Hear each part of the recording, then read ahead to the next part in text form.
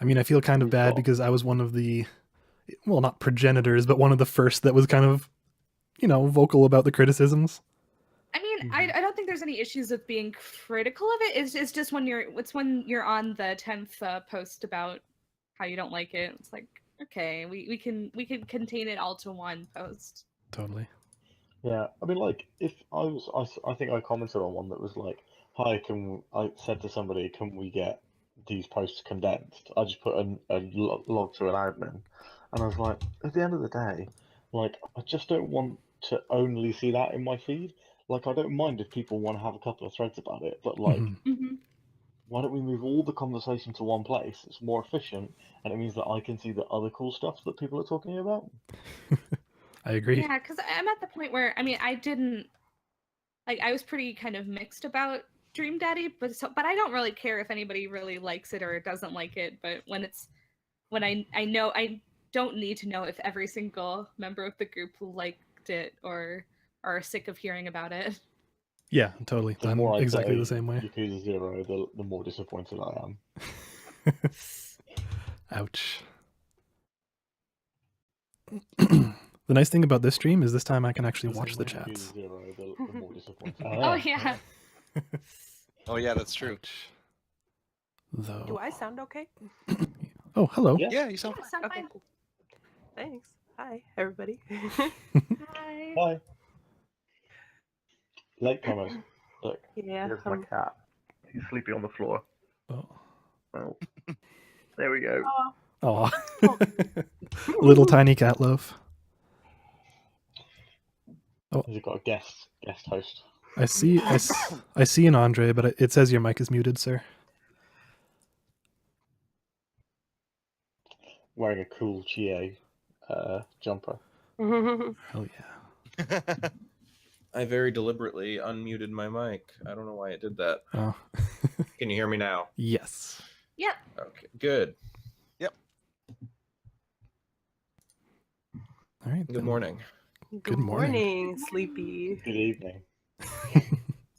7 a.m. Oh Waking up in the morning. Gotta have a bowl of cereal. Go downstairs. Waking up in the morning. But yesterday wasn't Thursday, man. What? Yesterday was not Thursday. But it is over here. It might as well be any day. I've been on vacation since the December something. I don't know. December 19th. That's a long. that's nice. That's a long vacation. Yeah, it's good. Yeah, school stuff. It's great. And you've chosen 2 of those days to get up before 7 a.m. for us. Yes, I have. Yes. Oh no, one of those days I think was in the midst of. No. Okay, yeah, one of those days was right before my vacation started, but it was like on call for a week. Right. Mm-hmm. But I never had to go in. They tried to get me to go in, but then they were like, "Oh wait, we gave you a vacation day on one of the days we wanted you to come in. Never mind." You went to Tokyo one of those days too, didn't you? I went to Tokyo for like 4 or 5 days. Nice. How was it? Good. I bought a Goku shirt Nice. because I have no self-control. Just walking down the street and I saw it. I was like, "Oh my! How expensive is it? $17 US. I'm buying it." Well, Andre, I also bought a t-shirt completely. Oh yeah, I saw it. Yeah. Nice. Lovely. Koji Pro. Yeah. I just really like the logo. I probably won't even play Death Stranding. I wonder if that mech thing is gonna be in the game, because like they had like one built or something. I think like they have He one at has the a full-size studio. one in the office. Exactly. Yeah. So like, what is that I am- game? I am now fully aboard the Jeff conspiracy train that game is the Metal Gear game. That would be really amazing. I kind of hope it is actually. It's when in the first sentence in the game, Norman Reedus turns to the camera and speaks with Kiefer Sutherland's voice. So Yeah. So the only thing that's weird to me about that is like it'd have to be a PlayStation exclusive. After like MGS5 being like multi-platform, So that is the one thing where I'm the, like, the data I will use to posit that that's not impossible is that they sewed up Bloodborne. That's a third party yeah, exclusive. yeah, And I mean between that and working with Capcom yeah, on Street not Fighter, impossible. But yeah, I don't know. No, here's how it works. So Sony have given Kojima all of the money for Death Stranding. Death Stranding is a 10-minute VR experience. He's just funneled all the money. You know, I I just have a think- PSVR now, so I'm up for it. The serious thing that I think is crazy is just that it's called Kojima Productions still. That's Yeah. the part that's the part of this whole thing that makes me Yeah. go. Yeah, but it's Kojima, so like, what are you gonna call it? Hideo Productions, like. Well, I'm just surprised that there was no pushback from Konami on him calling it that. I guess Yeah. that was the main thing that I thought was kind of They probably strange. can't Yeah. control his name, I guess. They're not Maybe Ubisoft not. and Tom Clancy. Maybe not, but I mean, Yeah. it was called Kojima Productions before too. Yeah. Oh, yeah. Yeah. There might have been like some backdoor dealings from Sony who are like, hey, It totally could have been. I think it's still pretty unlikely that that's the case. That like it's a that there's some crazy marketing for this too. But yeah.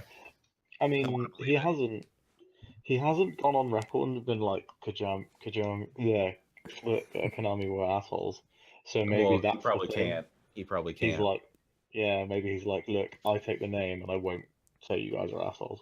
I mean, he did use that mug that said Konami's tears on it. Okay, yeah. Yep. I must have missed that, but yeah, okay, Yeah. that's right. And Also, then he has he's al- he also has buddies saying "fuck Konami" on Yeah, Twitter, yeah. like Del Toro saying that. So yeah. So I guess he doesn't need to say anything. Yeah. No. The Del Toro one was amazing, though. It was pretty great. Yeah. All right. But wait, what if Death Stranding is a cross between Metal Gear and Silent Hill? you know Metal Gear cross Silent Hill, weirder things have happened. and Snake It's just called Silent CQC, Gear. like Snake and Pyramid Head CQCing on top of like a burning building. Yep. Well, like a siren goes off. It'd just be so foggy. Too There's a bad that dog isn't in a the ballroom too bad this isn't a 2018 game. We could include it in this podcast. But... I jokingly said, why wasn't it on the list earlier on? It's a 2037 game.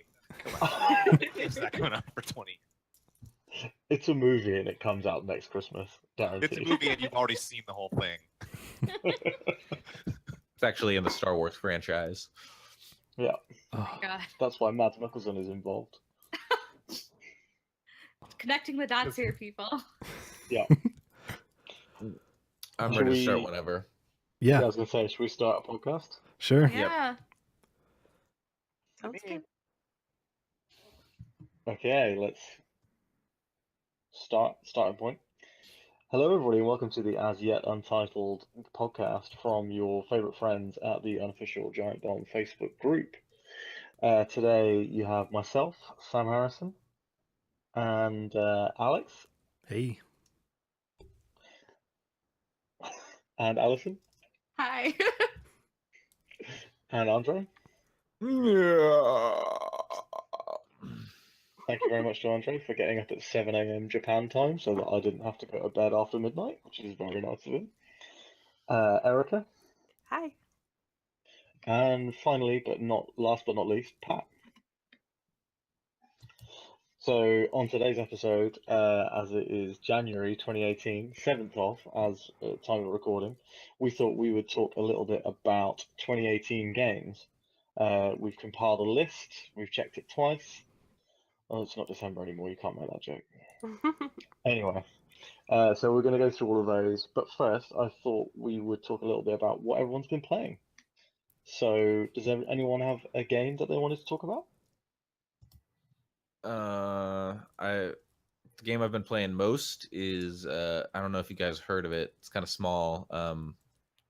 PUBG or Player Unknown's Battlegrounds. What's that? Never heard of it. What is that? I Uh, heard Is it's that a early game? access. I don't know.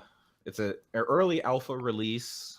Game's basically, super shit, and you can't even vault. No, that game's good. I still enjoy it. I haven't been able to play it for a while, but then I got my shit together. Just living in this apartment in Japan made it hard. But besides that, some Yakuza Kiwami. So that game really shows that it's a PS2 game, and like kind of its structure. Like it's structured the same as Yakuza 0, but like the writing and the side stories, everything in that game is like people trying to scam Kiryu because he's been in prison for like 10 years. I think is 10 years. They're just trying to scam him, and he almost falls for every single scam and does fall for some. But that is 95% of the side stories, it seems. So that's weird because the ones in 0 are so varied and wacky and cool. So it's a little disappointing, but I'm still enjoying the actual story of Kiwami. Is Yakuza 0 the only one that you play as Majima in? Yes, Majima is in all of them, is my understanding, but you do not play as him in the other games. Because I'm currently playing 0 as a cool, nice segue. That's basically what I've been playing most of the time. And I'm at like chapter 4, so the second Majima chapter, and like all of Majima's side stories are so funny. Like the one where he's got to help a girl with a crossword so that her boyfriend can propose to her, and he's hidden the proposal in the crossword. If you pick the wrong answers, the boyfriend just gets mad at you. That happened to me. That's like the final one I got wrong, and he was like, Majima. It's really funny. That's what I've been playing also, and I think I'm right around where you are. I think I just finished that chapter. I'm back to Kiryu now, and I'm at a point now where I've just ordered Kiwami. I'm very excited to get into the rest of that universe. I want to see everything else that they have going for it. I agree. Once I finish 0, Kiwami is the first thing on my shopping list. I am mildly worried that then the PS2 ones aren't going to hold up, especially with what Andre was saying. But I think if I can force myself through, I own 4 and 5 already on PS3 from PS Plus. So all I have to do is find a PS3 and I can play those as well. Yeah, I don't think I'll get through it before I want to hopefully get through all of the games before 6 comes out, but I don't think that's going to happen for me. But that's pretty ambitious. Ambitious, right? But I'm really excited about all the New Japan guys in the 6th one. So we'll see. I might be excited enough to try to mainline them as my main game until then. We'll see. They're like 20-30 hours each, right? Yeah, I think they could be more than that. Depends on how many side quests you're doing. I intend to do all of the side quests in 0. They're so good. They're very good. Man, I really have to play that game. It's great. so High on good. my list of stuff I want to play too. Earlier on today, I met a cranky old lady who pushed in front of me in the line at a like food stand, and it started off a side story plot that had like three story in it. That's crazy. It was great. Huh, Very that's awesome. good. Speaking of Japanese games, I've been playing a couple of those as well.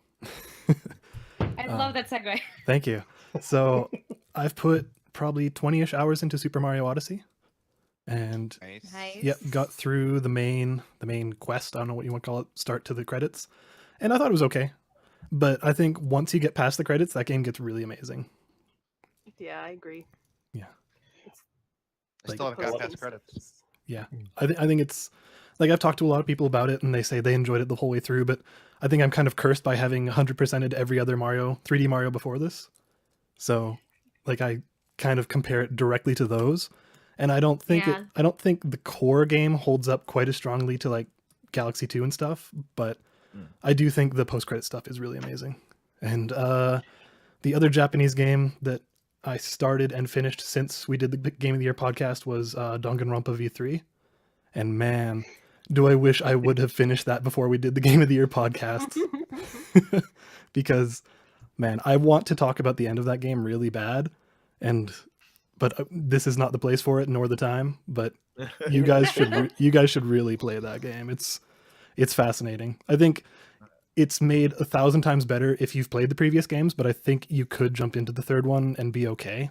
But Mhm.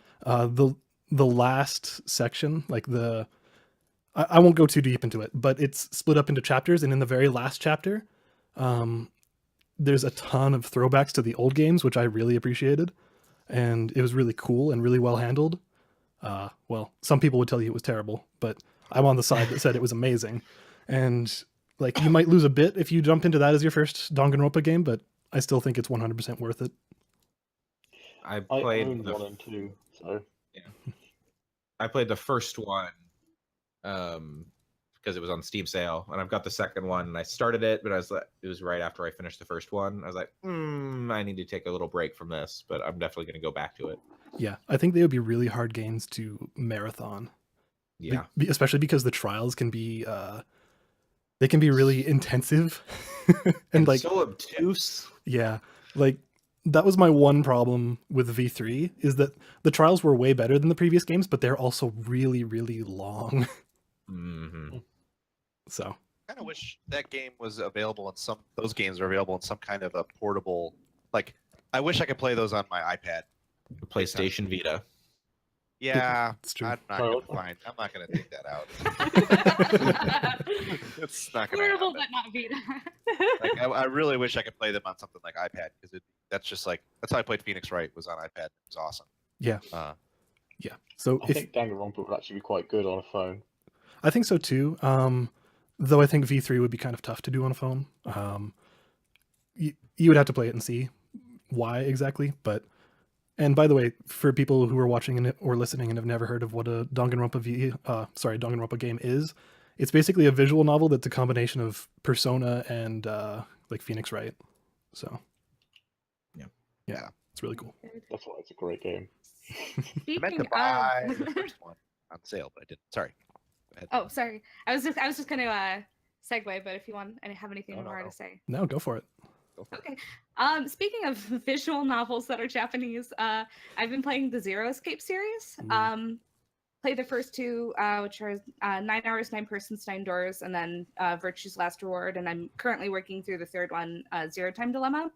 And they're all really pretty fantastic. It's like half visual novel, half like escape the room segments. Mhm. So you have to do kind of puzzles to escape the room. But I'm surprised at how much I'm really invested in the story that's been going on so far. And there's some of it's a little bit convoluted, but there's a lot of really kind of interesting science fiction going on. I don't want to spoil anything, so I'm trying not to, but it's surprising. It's not, it's a lot, it deals with video game choices in a way that I don't know many other games do. It focuses really heavily on the choices that you make, but each game, at least in the Steam release that I've been playing, you can go back and almost immediately make the different choice. Or there's like a little flow sheet, if that makes sense, where you can see all the little different segments of game that you're playing. Mhm. So jumping back and forth is really easy. And again, no spoilers, but there is actually that does tie into the story in a way, which is really great. So I've been really enjoying those a lot, and I'm excited to get to some more of the twists that I promised in Zero Time Dilemma, because I feel like every time I get close to the end of one of these games, I'm just watching with my hand over my mouth, just completely. There's always at least a couple of twists in these games that completely throws me. So it's been fun. When we get to going through our 2018 list, then I'm going to point you to a particular Oh, yay! a couple particular things in that list. So Oh, I'm excited now. I I'm loving this. was gonna say I also own all 3 of the Zero Escape games, so I'm just sitting on those. Eventually, I'll get to them. They're very good. I would say my sibling actually recommended them to me, and recommended that I play all of them right away because they all do tie into the other games. Yep. And they are and there's enough of a story that you don't want to forget. So if you choose to play them, I'd choose like to kind of work all through them immediately. But from what I understand, the first game, 999, it was initially they didn't actually have that flow chart, so you'd actually have to go back and replay the game several times, which made the experience a lot longer. And I'm very glad I didn't have to do that. I can tell you from experience that was very much the case. Oh God. And the funniest thing was like the end of 999 leaves you. It's not quite cliffhangery, but it's kind of cliffhangery. And it's just like, how are they going to resolve all this? And then, like, for years, or at least a year, people were just like, I have no idea what's going to happen. Then, like, the first 10 minutes in the second game, it's just like, this is everything that happened, and now we're going on. Yeah, it really did. I was like, are they going to drag this out? And it's, oh, okay, we're good. It's kind of amazing. Yeah. So here's a question. So one thing that kind of disappointed me about Danganronpa 1 was I felt like the choices I made, or like I felt like there weren't actually choices. Do the 999 games, they actually have choices and you can impact the way the story turns out, or is it just here's the story, this is the way this is the way it plays out? The thing about that is that the game really intends for you to play it multiple times, and it intends for you to make the both choices. So ultimately, if you want to get to the true ending, you're going to make the choices to get to that true ending. You can definitely get several different. I feel like in every game there's several different endings. There's at least like several quote unquote main endings, but I wouldn't really consider those to be satisfying endings without getting to the true ending. And if that's the case, then you're going to be basically making every single choice, making all the different choices. So it's one of those where I don't know if I really feel the choices, because I'm playing the game and making the choices, and I go, well, I'm just gonna go in 10 minutes, rewind the game and play the other choice. Yeah. Okay. So but I'd say it's definitely worth it, and it definitely plays with that player choice in an interesting way. Okay. Which I appreciate. Should we talk to Pat about what he played? Pat stepped away for just a sec. Oh, so okay. Erica? Oh, I mean, I've mostly been playing Yakuza 0, but I've also been playing some mobile games because I have been sick and haven't wanted. It's been nice to, like, you know, be like this in my bed with my phone and everything.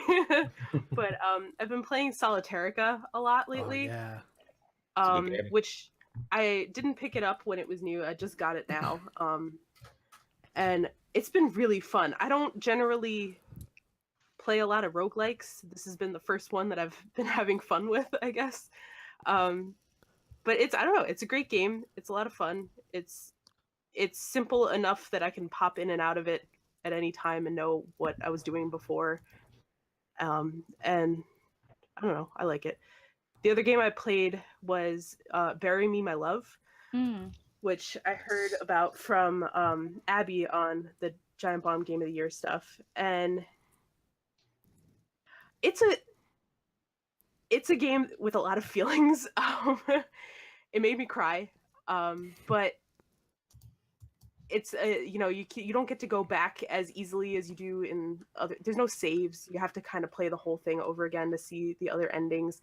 I was just trying to go on YouTube and look up the rest of the endings. I think there's like 19 in total, and they're not available on YouTube. So I don't know. I don't want to play that game again. But I recommend it anyway. Like, if you want to go through it like one time, you pretty much just play as a man who is speaking to his wife, who is trying to make it into. I think it depending on which path you end up on. But in my path, she was trying to make it to Italy from Syria, and ends up in like a refugee camp at some point, and like it just goes a lot of different places, and it's really heart-wrenching and humanizing for Syrian refugees in a way that I think a lot of games aren't, or that they haven't tried to tackle that at all even. I recommend it a lot. Cool. And is that only on mobile? Like, is that only iOS and Android?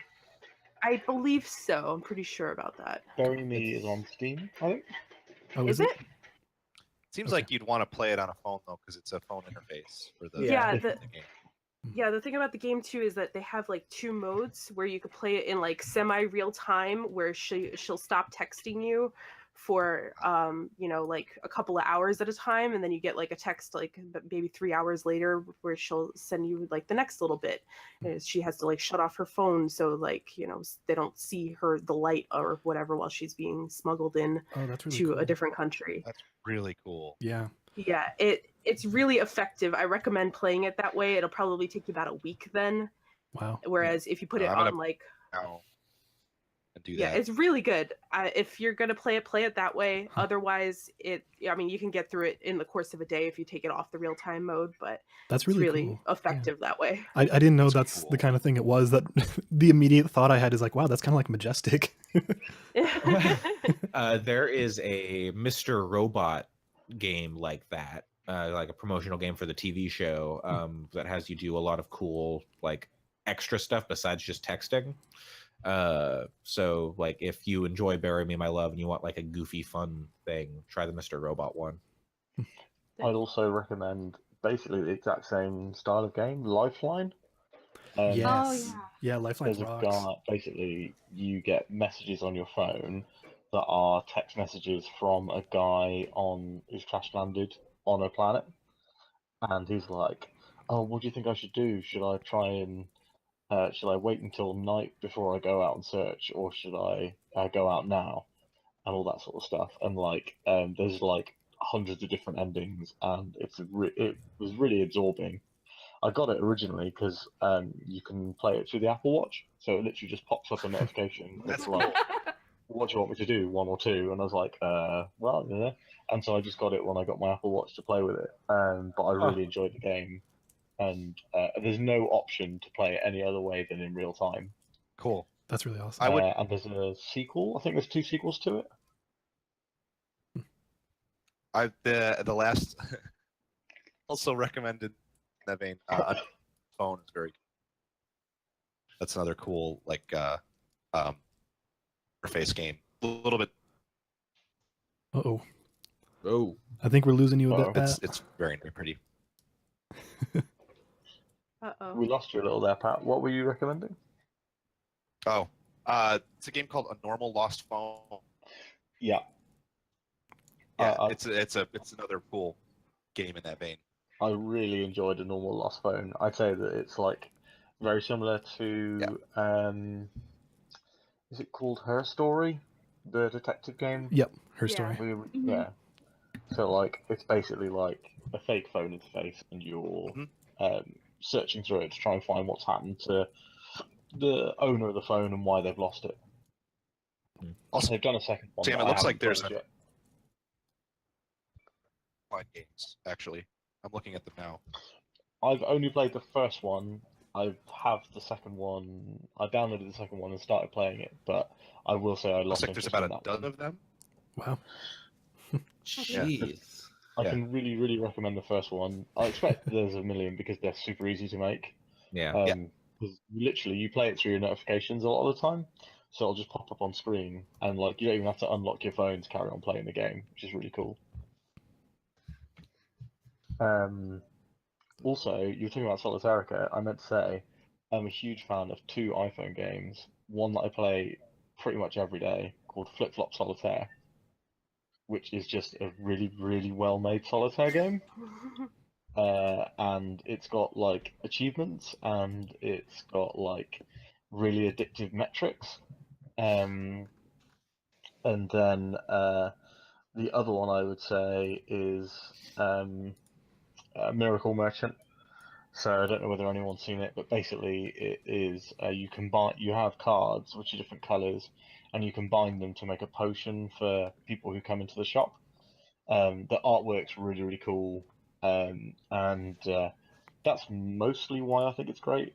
It's just really nice artwork and really fun to play, and you can play it in like 10 minutes.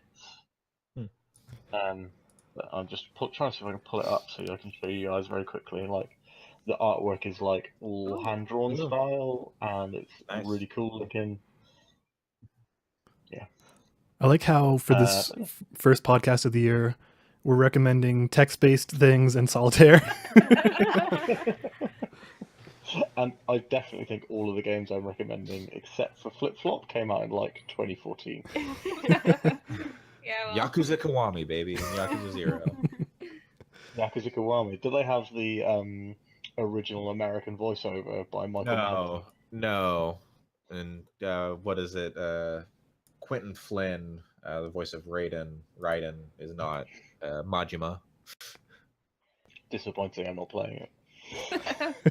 Yeah, okay. Did Pat tell us what he's playing? Are we ready to move on, or what's Pat playing? I did not. I just reconnected to. I played a few games, quite a bit. I played a lot of Horizon, and a lot of Ghost Recon Wildlands, actually, and then finally a lot of Star Wars Battle. The one I want, Battlefront, 'cause I think that's the one that struck me the most. That had the widest between my expectation. I got. So I kind of got sucked in. I went to go see The Last Jedi, a Star Wars kick, and it was half off. And it was just like, fuck it, I'll just get this and play it. And if it's bad, I'll feel stupid and I won't that I made that horrible mistake. And it turns out, I think that game is really fun. It's a really good multi. It got I think a cool campaign that is a lot more interesting than what I've heard a lot of people say. I think that the writing is pretty cool, and it's an interesting Star Wars story that feeds right into the beginning of The Last Jedi. They've done some free content updates. That the decisions that were made around the progression, pay to win stuff really sucks, because without that, if they had just like released it in the state it's in and never made buying boxes an option, it may have changed some of the conversation around that game. Because the game that I'm playing, there isn't really any pay to win. Those boxes you get through in-game currency, and frankly, unless you're really into like competitive esports Battlefront, it doesn't matter. The cards are like 3% faster reload speed.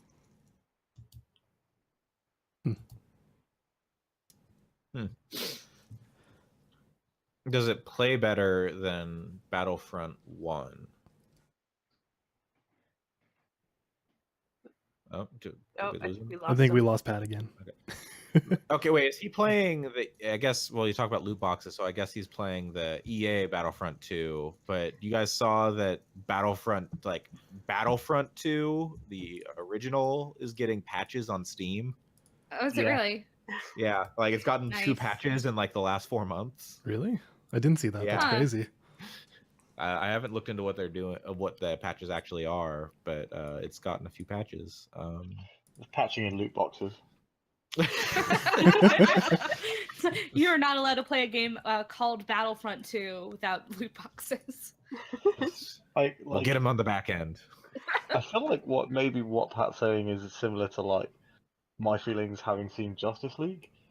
Like, it's something that I had such low expectations for, that when it wasn't absolute trash, I enjoyed it. You know.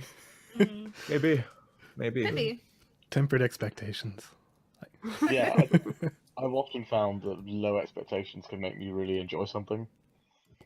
Yeah. I mean, I've been on a Star Wars kick too, so might have to take a look. Also, Speaking of low expectations, why don't we talk about 2018 games? Wow. Well that was a done. good one. Wow. all right, give me 1 Well, second. I'm going to pull something up wow. for the stream here, which is a nice fancy spreadsheet. Yeah, there we go. Oh yeah, spreadsheets. Oh yeah. The most exciting. Yeah, spread them. God. Oh dear. All right, so the audience is able to follow along here. I'm on the full list right now. Okay. Excellent. All right. So what I thought I'd do is just go through and kind of read them out a month at a time, if that makes sense. You're gonna read out all the games. Yeah. Well, Okay. I'm going to read out all the ones that people have said they're interested in. Okay. Okay. I Okay. could read out all the games. How? No, I'm not reading out all the games. I just No, Too many no, games. No, no, no, no. That's why I was like, don't know what some So of these are. let's just start straight away with January. So on our consolidated list of things that we're interested in as a group, we've got Street Fighter V Arcade Edition, Dragon Ball Fighter Z, Dragon Ball Fighters. Not sure how to pronounce that. I don't I don't know. know either. Monster Hunter World and Dissidia Final Fantasy NT. So I'm the only person who said they were interested in Street Fighter V Arcade Edition, the first game of the year. And I can tell you there's one reason I'm interested in it, and it's because Sakura is being added to the game, and she is my Street Fighter character. Mm. So I feel like I'll finally be able to play Street Fighter V with some degree of skill or muscle memory at least. So I'm just excited to play Sakura again in the Street Fighter game, and that's pretty much the only reason I'm excited for that game. So let's go on to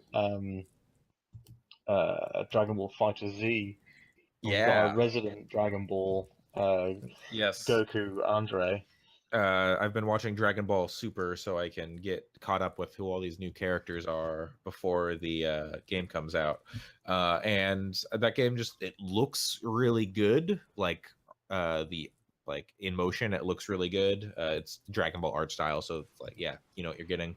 And it looks like I've not played any like fighting games in that style. I'm not like a fighting game guy usually, but I'm glad to see them move away from like the Xenoverse stuff and just get into like, okay, it's a fighting game. Like that's why you're playing Dragon Ball. It's because you want to fight and do all the cool moves. Yeah, that's kind of my thoughts on that. I'm excited for that. I might pre-order it. You shouldn't pre-order games, but I'm gonna probably pre-order that in the next game we're gonna talk about. I want the early access to Blue Hair Goku. I think I might pre-order Monster Hunter World, which is the next game on our list. I might pre-order that as well. I think That I'm beta gonna is go pretty Digital good. Deluxe. The beta is pretty good on that. They've got another one coming. I think like around the weekend before the game comes out. The 19th. And it's got new content in it, so you can, and by playing the beta, you can unlock stuff for when you get the full game, which is cool. Yeah, that game looks really good. I don't know what your guys' history is with Monster Hunter. I've played a few of the games, like way back on the PSP, and it's weird how similar the games are. Like they've added stuff, but it's still a Monster Hunter game. Monster Monster ass ass Monster Hunter. Monster Hunter. I've always had a really hard time getting invested in those games, given that they're like on handheld. I don't know. Yeah, That's Yeah. always been my struggle. it's been a weird thing, like having such like these massive, like cool fights on like this Yeah. tiny little screen. Yeah, that's Yeah. rough. Yeah, I keep trying. Monster Hunter is one of those games where I'd really like to be into it. It seems like something I'd really like to, but I every time I try to play one, I just don't. It doesn't really stick with me. I think there is that kind of curve that Yeah. this kind of difficulty curve that I just haven't been able to get to. I'm interested in trying Monster Hunter World. It looks pretty cool. So we'll see if that's the one that sticks for me with Monster Hunter. I think. Try out the open beta. Yeah, I think I Monster definitely Hunter. will. Sorry. Yeah, I'm going to try the beta as well. I've bounced off every Monster Hunter because they've been a bit too animation priority, which I find really difficult. Yeah. But I feel like Zelda Breath of the Wild in particular was kind of quite close to that sort of style of combat. Like, you know, when you press your button, you commit, etc. And like, I played that for 95 hours, so I think I'm ready for a real one. Yeah. Mm. I was going to say that since the advent of like so many popular Dark Souls games and like Bloodborne and stuff like that, that's probably opened the door to Monster Hunter for a lot of people that maybe previously wouldn't have considered it. Yeah. There's just a ton of fun variety in that combat. I was talking to it's like I'm definitely planning on picking up World, and hopefully we'll be able to convince my girlfriend to play it with me. She's never played any Monster Hunter, but we were playing Horizon over the last week. I was like, this whole like shoot off certain parts of the robot that you really, really like is kind of like this whole Monster Hunter thing. What if the game was just that and you just did that for hundreds of hours? Apparently, they made like ranged weapons not suck because you couldn't move on like the mobile ones. You just can't move while you're like using the gun lancer or anything. Yeah, that's what I've heard, and that's a huge different now. Ben, I think that's going to be huge for a lot of people because before playing a ranged character was tough. Yeah. I'm hoping that we can do a stream which is like, teach me Monster Hunter, Andre. We can try. I be forgot honest, how to attack when I played the beta. I was like, wait, what button? I kept trying to use the shoulders. It's not the shoulders. It's like square and triangle. The one that I got deep into was Monster Hunter 4, and I know that that's like one of the less complicated ones to understand. Like I know they simplified some stuff in that, as was my understanding anyway. But I didn't think once I kind of got it out of my head that it was too hard and too complex, it actually isn't that horrible, really. I mean, it's just understanding the way that the gear works and the way that skills work with the gear. Yeah. Other than that, I mean, it's all stuff you can learn pretty quick, and it doesn't take like dozens of hours to learn to play it. I think there's it's been built up a lot by people as this crazy barrier to entry thing, when it's not that bad anymore. Yeah, I feel like as somebody who's just heard about it and never even attempted to play it, I've always heard you need a Monster Hunter senpai in order to get into it. So hearing that you don't really need one is making it sound more accessible to me. It's helpful to have a wiki there so you can like look up like what, because it's kind of like Dark Souls where it like will say a thing but not actually tell you what it does. So you'd be like, okay, do I actually want this skill? Like, what does it do? Because there's a lot of similarities between the games, though. I forget the name of the website, Andre. Maybe you know it. They talked about it on 8.4 a while back. That's what helped me get into it. But there's this really great. If you search for Monster Hunter training tips or something. Guardian Hunter. Yeah, that's it. If you go there, the games have such general stuff that carries over from game to game that even on Monster Hunter World's launch day, you'll be able to go to that site and read about some stuff from past games, and it'll help prepare you for what's in World. Yeah. Sounds good. Cool. Yep. Speaking of games with weird kind of hard to get into, what about Final Fantasy the Dissidia? Yeah, I tagged that because I really, really, really loved the last Dissidia game. It was kind of like, I don't know, it's a little bit like a Virtual On kind of fighter, a little tiny bit. And I thought it was a really cool game with a cool like campaign sort of story thing. The story itself is garbage, but the kind of adventuring around the world and getting into the different fights was neat.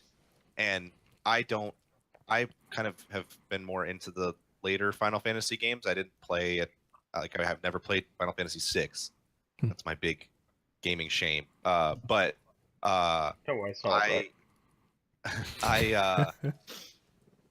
I still thought it was fun to like throw those characters against each other, and it's got a lot of neat systems, and it's really exciting that this one's going to be on PS4, because that's another game that the biggest knock I had against it was playing it on handhelds was just hard to get into, I think, for a lot of people. I'll be interested if it looks good. It'll be really fun, I think. Yeah. Did you get into the open beta that they opened up a little while ago? No, I haven't played any of it yet. It's not super hot on my radar. It's not one of my most anticipated games or anything. But I just tagged it because I think it could be pretty cool. Neat. And I'm interested to see how it feels on a big screen. Next up, we're moving into February, if everybody's fine with moving on. Absolutely. Sounds good. So in February we have Shadow of the Colossus for PS4, Dragon Quest Builders for Nintendo Switch, Certain Magical Virtual On, Owlboy, Bayonetta, Bayonetta 2, both for Nintendo Switch, and Pac-Man Championship Edition 2 Plus for the Nintendo Switch. So let's go right back to the beginning of the month and talk about Shadow of the Colossus. So Yeah. Yeah.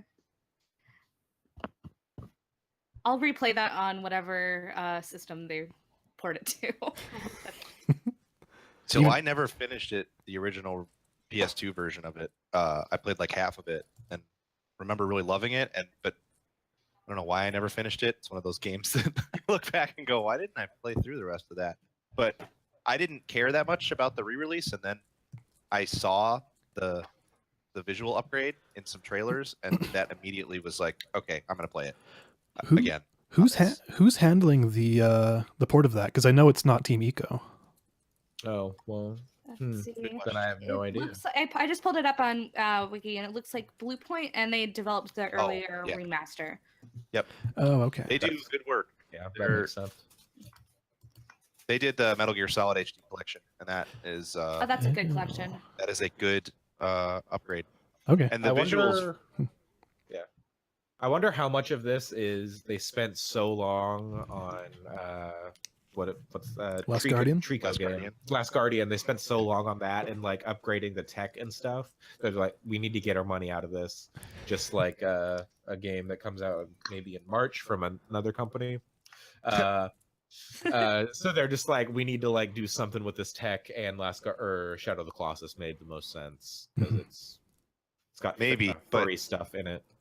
the Yeah, the visual upgrade is incredible. yeah, and yeah, the, yeah. the furry stuff on the Colossi is definitely the Yeah. thing that caught my eye and was like, shit, I want to play that. I don't say that to disparage the game. Just like No, not at all. that was a weird poll But yeah, for them to do. I thought it was a super weird announcement as well. Yeah. yeah. I mean, Shadow of the Colossus is a fantastic game, though. So I think, especially if people hadn't played the original PS2 one, because it had a lot of caveats to play it, like the frame rate would sometimes just die. Yeah. So Yeah, I think I never played it when it came out, but I tried to play it on PlayStation Now. It was one of like the earlier games put on that, and that was when PlayStation Now wasn't working as well as it does now. So Yeah. you know, it was really a rough play. no, I'm looking forward to that one I'd too. like to go back to it. Speaking of going back to things, Dragon Quest Builders is coming out on Nintendo Switch, and I made a note on this because everybody should play this game. It's so good, dude. It's not what you would expect at all. It's just so good. Yeah, it's super fun. It's essentially like Terraria, but like 3D set in the Dragon Quest universe, and it's got a fun story. Like it has a story, which surprised me. Just the- Um, The thing that kind of kept me away from it originally was I felt like from the footage I saw that it was kind of a guided path for how you upgrade things and how you go about the base building, and that seemed less interesting than just actually being able to build whatever I want. It is for a So, while. it's got an upgrade tree, Yeah. so you can build what you want that you've unlocked. Yeah. If that makes sense. Okay. Yeah, Sure. so it is gating your progression, but it's not necessarily like pigeonholing you to doing it exactly the Okay. certain way. Mm. Cool. All right. Yeah. I would play that on Switch in a heartbeat. Yeah, I haven't Yeah. played it, but it looks like it'd be a perfect Switch game, so I'm I think that's the interested. home for it. So, Sam, what's up with a certain magical virtual on? Is this in like the certain magical index and all of that kind of series? Yep. So it's a crossover between Virtual On and a certain magical index. That's pretty rad. This is, no joke, one of my most interested in games for the first half of 2018. It looks incredibly weird. I played a lot of Virtual On the Saturn in like the 90s, and I actually never finished the arcade for that game because it was so hard. It's an incredibly weird, incredibly fun game. Or at least I remember it being from when I was about 13, 14 maybe. And I'm just excited to play Virtual On again. I like mechs. I want to see mechs punch like magical children. You know That's what? fun. A really good game. Yeah, I can get behind that platform. It might not be that good, but they've sold a copy to me. Make Virtual On great again. Definitely. Oh, so I guess I'm the only one who really had anything to say about Owlboy, right? I put my name on it, but I don't have much to say. Oh, okay. So So I think Owlboy it came out in 2016, and I was actually looking back through my Game of the Year list because I keep Game of the Year lists every year, and Mhm. 2016 had some really good games that had Doom, Witness, Hitman, Titanfall 2, Firewatch, Inside, Overwatch, like a bunch of really good stuff, right? And on my list, Owlboy's number one because like that game is spectacular. Like I really loved it. It was the first one of those kind of retro style games that really hit me just the right way and made me feel like, oh man, I'm like 6 years old playing a SNES game again. Like it's the first one to really do that for me, maybe in the 2000s. And it's great. It's beautiful. It's has an amazing soundtrack. It's mechanically really fun. So I think the fact that it's finally coming to consoles will maybe help it from being criminally underappreciated. Like I feel like a lot of people overlooked it, and I'm really hoping that the console release brings it to a wider audience because it definitely deserves it. Yeah, it's a game that I actually never finished it, which is one of those things where I really wish I would have finished it. But I'm excited to get it on my Switch. I think it'd be a good home for that. But it's a gorgeous game, and just moving around in the world is really nice. So it's a lovely game. So I'm excited to. Yeah, it is a revisit it. it has a surprisingly compelling story. I don't know how far you got, but it gets dark. I got a ways, but I don't know if I quite got that far. So Did without spoiling, did you get to like the airship part and a little beyond that? I don't think I did. Okay, because that's where No. it starts getting a little dark, and I kind of really love that because I wasn't expecting it. I'll have to. I'm definitely gonna get this on Switch, so I'm excited too. Yeah, I think it'd be a perfect Switch game.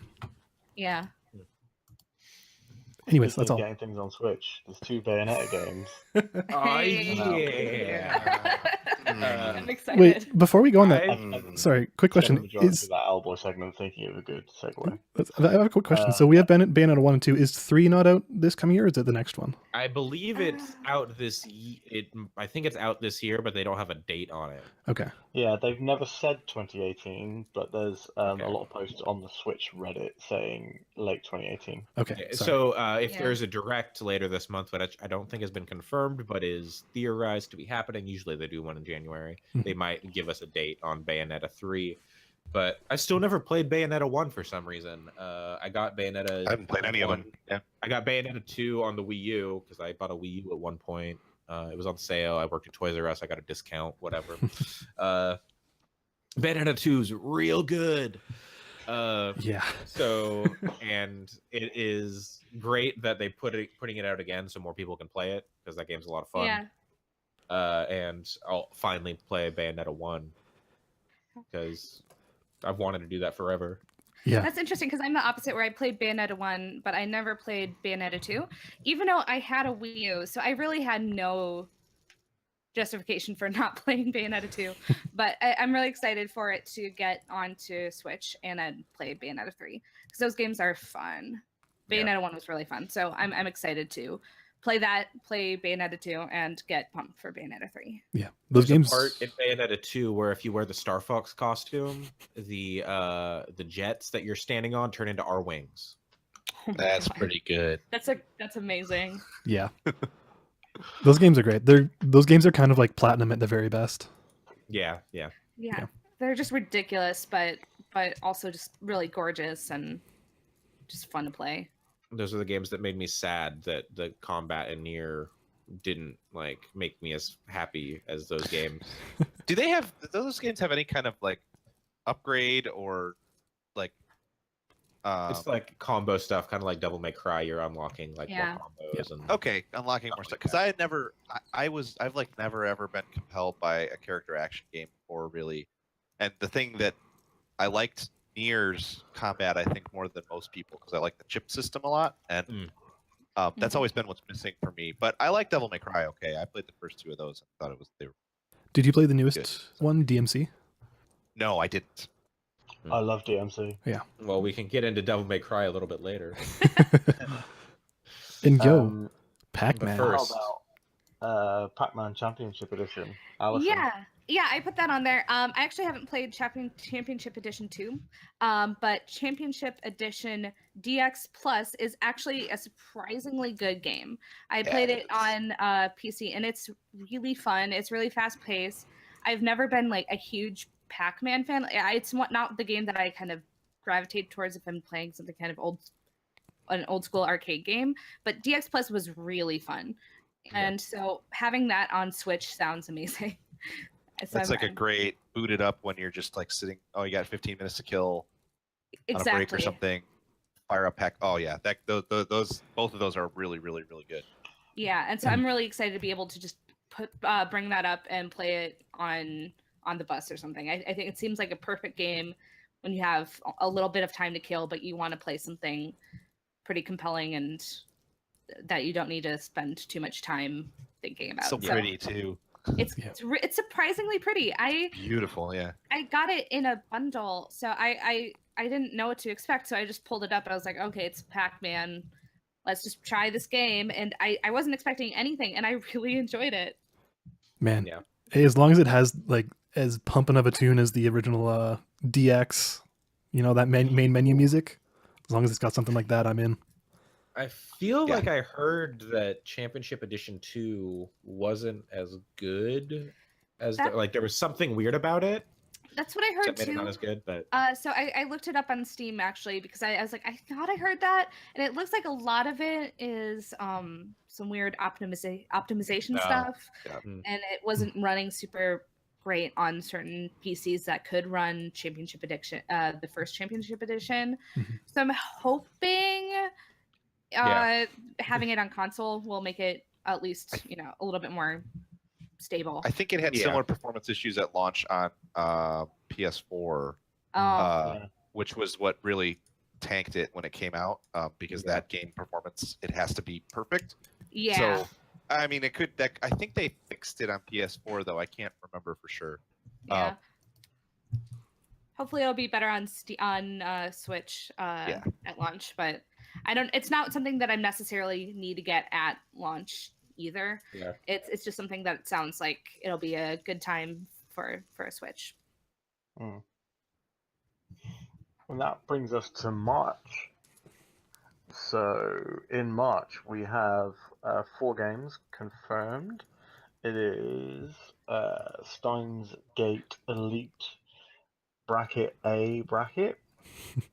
That's probably a Wikipedia reference that I copied and didn't notice. Steins Gate.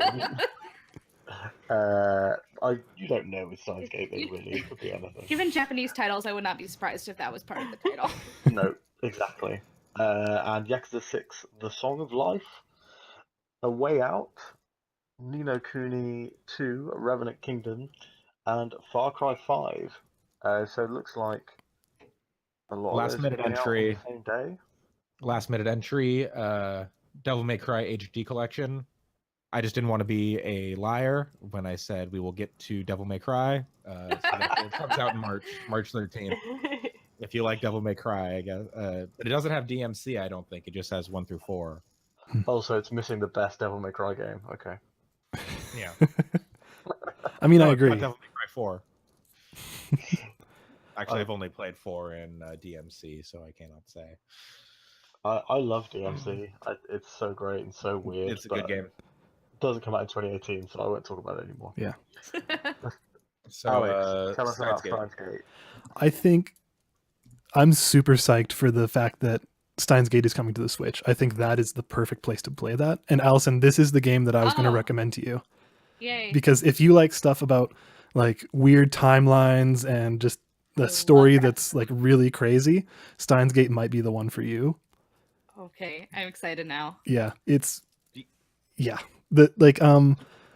one thing that this version of the story or this version of the game does, like this exists on Steam right now. It's more or less a port of that. Is that Steins Gate is a really, really strong anime as well. And this is Steins Gate. The game here is a visual novel, but instead of just being a lot of static screens, they will also include some like clips and stuff from the anime, having the voice actors adding some extra scenes with the anime and stuff like that. So it's not always just static screens. Like sometimes you'll have movement and stuff like that. So it's kind of a different take on visual novels in that way. And yeah, I think that on the Switch is really great. Like I've been waiting for something like that for the Switch, like a good visual novel for the Switch for quite some time, and I think this is probably one of the ones I'll pick up. And I really hope they bring Steins Gate Zero to the Switch as well. That the anime version of that is coming out in summer this year, I believe. So I wouldn't be surprised if that gets some kind of surprise release. I hope they just bring the original Steins Gate game out on a modern system. Yeah, Can't find it. I mean, I think you can buy it digitally on PS. Pardon me, digitally on PS4, but right. With the original I- art, you mean? God Yeah. knows. But yeah, the anime is quite good, especially the dubbed version of the anime. I've never finished it, but the dubbing is actually very good. Yeah, it's one of the few animes where the dubbing is actually strong. That Dragon Ball Z, baby. You guys, do you guys think you need to? Is there an order with which that stuff should be consumed? Because I watched the first half of the anime and really liked it. Never got back around to finishing it. Oh man. I'd like to play the game, but I don't know if they tell the same story or if I should play one than the other, or play the game first. Or... I don't think the order really matters. Like, and if you only saw the first half of that anime, you missed some of the craziest stuff. Oh, I know. That's what I'm told. Yeah. Yeah. Isn't Zero an alternate timeline of Steins Gate, the anime? It's a continuation of one of the endings. Yeah. Okay. Yeah. So Maybe I'll just skip. Maybe I'll just watch it and be ready for. yeah, I think it's a fantastic watch. Yeah. I think playing it is also really good because you know they can go way deeper. I mean, Steins Gate the show is 24 episodes, so it's still fairly long, but obviously a Yeah. visual novel can get way deeper. So Yeah. but you'll be fine if you just watch the anime. Regardless, I'm looking forward to adding that to my Switch library. Cool. Sounds good. How about Yakuza 6, The Song of Life? I mean, we've already talked a little bit about Yakuza earlier on. That game came out in 2016. What are you talking about? Andre's living in the future. Yeah, definitely. It's More ways Monday than one. for him. Although it'll be Uh, Monday for me in 57 I minutes. could go out to the store and buy that right now. Yakuza 6 looks really cool. I'm sure I'll get to it in 2019. Like I've Yeah, told the pretty other much. Yakuza games. I am really excited about that. I do not have the hang up of feeling like I need to play every game in the series before I get to it. So once I'm going to finish Kiwami first, and then I will get that when it comes out. And then Yeah, I I'm will thinking about slowly skipping make to my it. way through it. I'm hoping Kiwami 2 comes out. I would like to play that because it has been remastered. I can deal with not playing 3, 4, and 5. As long as I can, I don't know, watch a YouTube compilation of what's going on.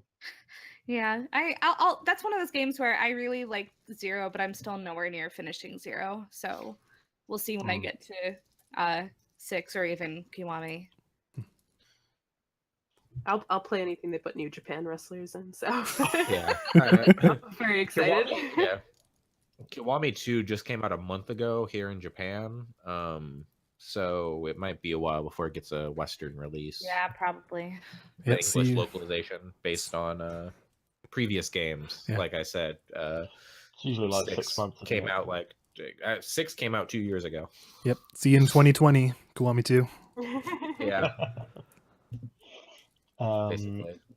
but didn't Kiwami come out like last September in the West and then like last March in Japan? I guess the translation's already been done. Yeah, there is like extra stuff like the Majima Everywhere stuff that they added. Let's see. Worldwide August. So it came out January 21st, 2016 in Japan, and then worldwide August 29th, 2017. So it was a year and a half, at least, like Yeah. more than a year and a half. Christ. I think I'm just gonna go straight on to 6. I think, I think yeah. I understand now at this point. Yeah. Now that the game, like Yakuza 0 catching on really hard, it seems like, I think might get them to like bring stuff over quicker. Maybe. But Hopefully. Hope so. I think that we'll end up getting like a Yakuza collection at PSX this year, and it'll be like, and it's available next week. It's available in 2023 Yeah. because they're gonna take out. It's just gonna be one continuous story. They're gonna take out all like the breaks. It's just gonna go from 0 through 6 or 7 or whatever they're on at that point. With Dead Soul. Is it Yakuza Dead Souls? There's like a Yeah, Dead zombie Souls. spin-off and you fight a tiger. Yeah. Oh my god. I'm still upset that the weird Edo era Japan one never got released in the West. That Yeah, looked me really too. cool. They I might wanted do to play that that now. They've Yeah. got so I heard, I think it was on Twitter, I saw something about like there's two things. One, Phoenix Wright is Majima's attorney. What? Okay, Majima shows up in a Phoenix Wright game. And then two, there's like a bit of lore in one of like the side games that's like Kiryu comes around all the time, and the reason he keeps getting in fights is other gang leaders send their like new people to fight Kiryu as like a hazing thing. So that's why all these people just run up and fight you on the street. It's because their bosses tell them like, "Oh yeah, no, go kick this guy's ass," and then you just like beat them down. And it's like a hazing ritual. Nice. I'm really enjoying playing with Majima at the moment with the giant baseball bat. Yeah. Like, some thugs run at me and they're like, "Hey man, we're gonna take you out," and I'm like, "All right." But that's not a game that comes out in 2018. A Way No. Out is a game that comes out in 2018. Yeah. That I'm super excited about. Yo, fuck the Oscars. Yeah, fuck the Oscars. I really don't like that guy. Brothers I is a don't- really good game. Brothers is an I- amazing game. Yeah, I 10 played. games better than Brothers. Still aren't 10 games better than Brothers. Brothers is a really good game, and I think that Yeah. I understand that guy's like that guy's quirkiness. I get it. I don't think he's necessarily a bad person or anything, but man, that was hard to watch. Yeah, I don't have much of an opinion one way or another, but Brothers was so good, and the E3 footage seemed really really cool. Yeah. I am of two minds of the forced or of it being nothing but co-op. Just because I feel like that means I'm gonna have to get somebody and yell at them until they let me play this with them. I just don't know anybody who's really that excited about it in person. So it's one of those. It I does have prefer playing- online co-op. Yeah, I prefer playing single player though. So I'm like, okay, fine, I'll do it for this game. But I assume that that's for some gameplay or story reasons, and so I expect it's because it's really hard to code an AI partner and for them to move and You're not work wrong, realistically. probably. What I'm Yeah. most Um, sorry, I was gonna say what I'm most interested with that game is that a lot of the footage they've shown, like the first time they showed it at E3, it was basically all in the prison, and then like the last 20 seconds was them outside of the prison.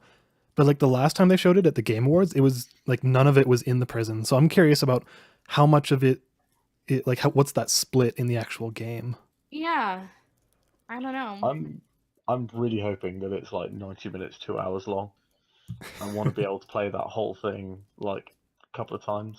I play it with my other half, and possibly with a friend. Because you get 2 copies as well when you buy it, apparently.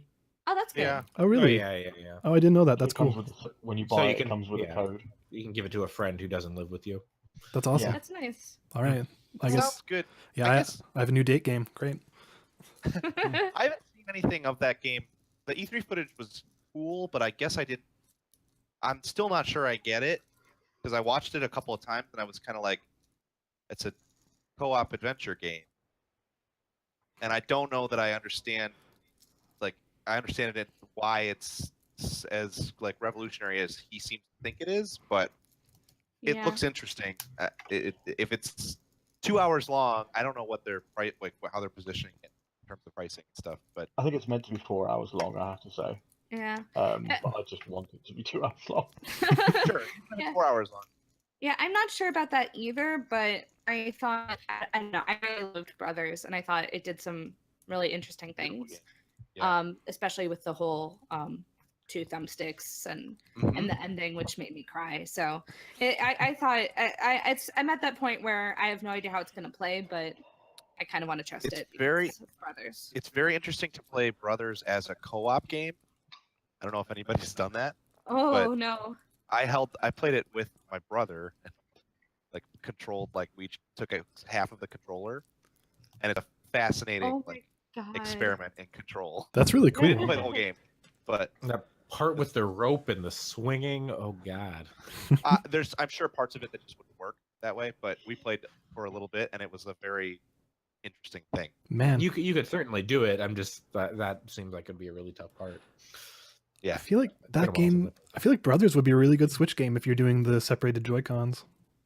absolutely. Oh, that'd be cool. No. Joseph Yeah. Fares would never let it happen. Yeah. Well, Anyways, Yeah, next game is our most looked forward to game of the year. Ni no Kuni 2 Revenant Apparently. Kingdom. I don't. I was gonna- I'll essentially play any JRPG, so I'm an easy mark for this one. Does it have Mr. Drippy in it? No, I don't think so. I don't think so. Yeah. Forget it. Fuck. I have pass. not seen him. I have not. So I never finished. Did anyone finish the first one? I didn't. no, I'll I find really out. want to. It was on PS Plus, so like I played it, but I got to like there's a genie boss fight. Like that game's weirdly difficult. I felt like.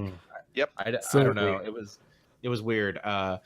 I got to like this genie, and I was like, "Fuck this!" So- and also, like, I had a PS. I think I might have been playing with a PS4 controller, just plugged straight into my PS3. But like the art in that game is really good, and Yeah. like, I wanted to get more into it, but it was like an old game by the time I started playing. It, so The Yeah. combat's fun I too. fell off. So It's I- interesting. I have pretty strong feelings about the first game. Like I'm a huge Studio Ghibli fan. I love Joe Hisaishi and I love Level 5. So it's like hitting on every cylinder. Like I have one of these, which there's only like 500 in the world. Yeah. Ooh. Like it's super Yeah. like you could only order it from Bandai's store and stuff like that. So I was like all in and I didn't like that game at all. Oh no. Like I got about it's like a 50-hour game. I got like 30 hours in and at some point I was just like I can't play this anymore. Like the big problem I had with it was the fact that you had the party that was full of AI and if you wanted to like you didn't really have that much control over them and they would just get themselves killed all the time. Yeah. And like if you switched to them like then your main character would just like start dying all the time and stuff and I was just like oh this combat just feels terrible by the end. Like by the time you have like a party of 4 like the boss fights just got to be just so terrible. I was really sad because like I was super hyped for that game. I hope they fix all these problems for Ni no Kuni 2. I'll still play it, but I'm just a little Yeah. bit more cautious about it this time. Yeah. Yeah. Yeah, I just love the aesthetic of it so much. And Oh, every yeah. so often I get into this like Studio Ghibli, like I need to consume something vaguely Studio Ghibli-esque, so Hey, if you want to consume something vaguely Studio Ghibli-esque, you should watch Made in Abyss. Oh, okay. This is separate from games, but that the lead artist on that was the lead environmental artist from Studio Ghibli movies like Howl's Moving Castle and Spirited Away and stuff. Okay, I'm you getting can so see many that, having watched it. good recommendations. I'm like 2 episodes in, and definitely the environmental art is standout. Yeah, I'm to it as well. I really like it so far. Yeah, me too. Anyways, Nifty. unrelated to Talk about games. video games, Moving on. specifically Far Cry 5. Yes. Ooh, yay! I'm excited. Yes.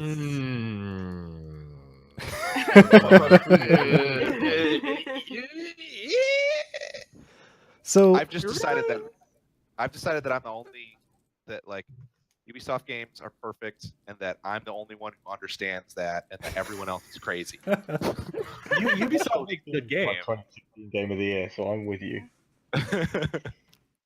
I just Far Cry 5 looks awesome. Just what about it has you all hyped up?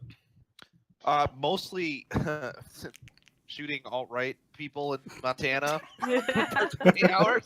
Yeah, But, it seems like So it's also the yeah.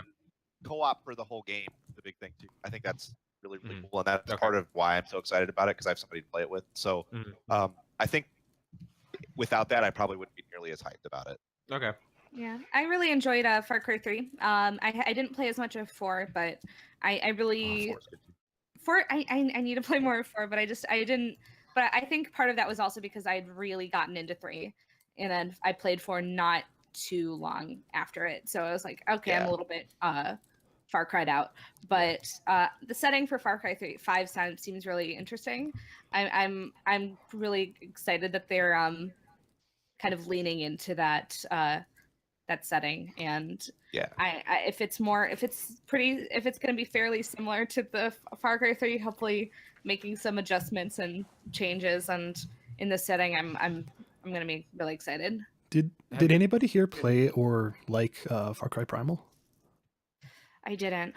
It's on my list. I haven't played it yet, but I hear good things from people whose opinions I trust Yeah, quite a bit. I've heard very mixed things, but I haven't personally played it. It's the Yeah. price point was the problem with that game, I think. Yeah. Have you been following like any of the pre-coverage of Far Cry 5 or like anything like that? Enough to know that there's some troubling stuff with some of the I think some of the visuals and some of the like they've kind of gone back and forth on how far they're leaning into that Oh yeah. theme. So I don't know. We'll have to see if that Oh sure. really does pan out. Because it does seem like they've kind of backed away from how intense Oh, they're that's a going shame. after specific cultural groups. Yeah. It sounds like they made some choices to keep that game from going too far in any one direction. Yeah, I'll be interested to see. But those games, Ubisoft games in general, I think are kind of like, I've kind of come into the realization that those are sort of my style of game, stuff like that, and The Witcher and things that are like, here's a big map, here's a bunch of icons, go clear them out.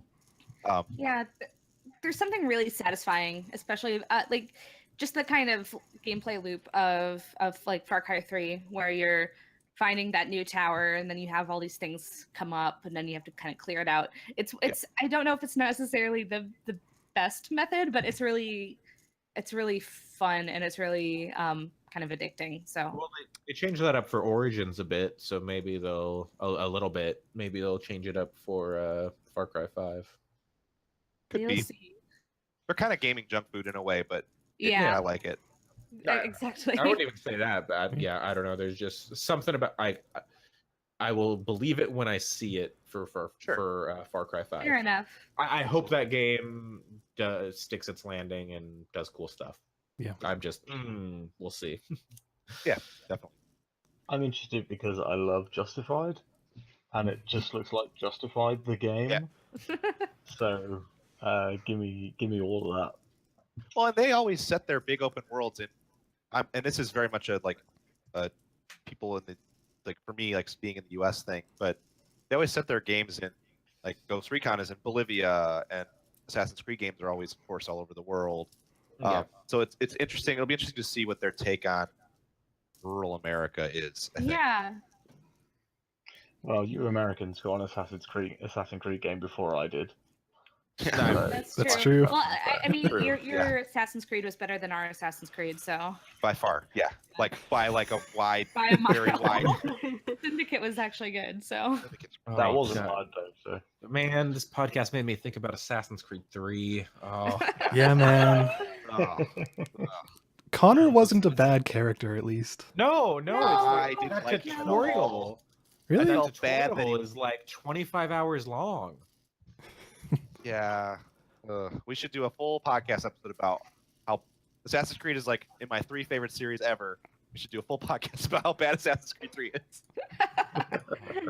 No. But I feel like I'd have to replay Assassin's Creed 3 before doing that, and I don't. That's all not- seared into my brain. I prefer not to replay it though. I'm sure You go to, like, a PewDiePie wrestling played match it. at one point and like assassinate a guy. Anyway, let's move on. there's one game announced for April, which is Trails of Cold Steel 2. Kai. One game that we care about. Yep. I put my name next to yeah, that one right. because I played Trails of Cold Steel 1 on the Vita about 4 years ago, and it's a really, really competent JRPG. It's kind of like a more fantasy version of Persona. So it's got social links. It's got a really good combat system. It reminds me a lot of Valkyria Chronicles 2, if anyone played that. Yeah, those Valkyria Chronicles Um, rocks. Valkyria Chronicles 2, much better than Valkyria Chronicles 1, the PSP exclusive sequel. to Valkyria Chronicles 1. Absolutely loved it. Oh yeah, Charles of Gold Steel 2. I'll buy on release, even though I have no idea what that game is, and I've heard nothing about it. Every game in Looks that like the series has first been one good, so Who Season makes this? I have absolutely no idea. Let's give it a quick Google. Yeah, I'm googling right now. Falcom. I have it up on Wikipedia. It looks like it's an Xseed release developed initially by Falcom. Oh, okay. Nihon Falcom. Yeah. Yeah. I think they just make Legend of Heroes games, and Trails of Cold Steel has been my favourite Legend of Heroes game that I've managed to get to. I've only managed to play 3 of them across the whole saga, but Trails of Cold Steel is definitely the best one. Okay. It's like, Do you think you? what do you say? It's Sorry. like a military school Persona, if that makes sense. If like a Persona game was set at a military school for wizards, and Sorry, what's up, Pat? Do you think this would be a game you could get into if you haven't played any of the other Legend of Heroes game? I'll tell you in April. No, I mean the first one. Roughly The April first one 30th. The first one looks The really first cool. one, oh, the first one's standalone. Okay, cool. So it's out on Vita and I think Steam. Yeah, it's on so- PC as well. Yeah, if it's cheap, I played like 40 hours of that game and didn't finish it because my Vita died, and there's no way I was buying a second one. Yeah. So I just would love to replay any of those games, and especially if it's quiet time in April. It's perfect time to get stuck into a JRPG. How does it compare to games like other games they make like Ease? I have never played another game by Nihon Falcom. Okay. I liked Ease, so I would say watch some gameplay video of it, and if it looks interesting to you, pick it up, because I thought the story was really good. Looks really cool on Steam. It's got a really cool like design aesthetic as well. Reminds me a lot of what was the name of that Final Fantasy game? Type Zero, I was thinking the same thing. Yeah, it Yep. reminds me a lot of Type A lot Zero. like that game. I love it- Type Zero. So It came out. I think it came out first, or maybe was near to it. So there's probably a lot of crossover there, but still a really really cool game. nice. Near, you say? Yeah. Our game of the year 2017. some might say. Pat's like, Some. oh, I played Horizon now, and I'm on Andre's team. No, I'm still on Team Near, but I maybe am on Team Horizon. Should have been my number 2, but Yeah, Super Mario. Should have been At least- Destiny, and we all know it. So moving on to games without a release date. There's a lot of these. Mhm. Ace Combat 7. Let's run through these a little bit. Mostly because I need to be off in about 15 minutes. I expect 20 minutes. Okay. Being selfish. Ace Combat 7. Pat, Ace let's Combat talk about 7. I'll say very quickly. It looks great. Ace Combat 6 was awesome. Liberation, or the whatever the one with the helicopter, was terrible. But the one they did after that, Liberation, was actually really fun.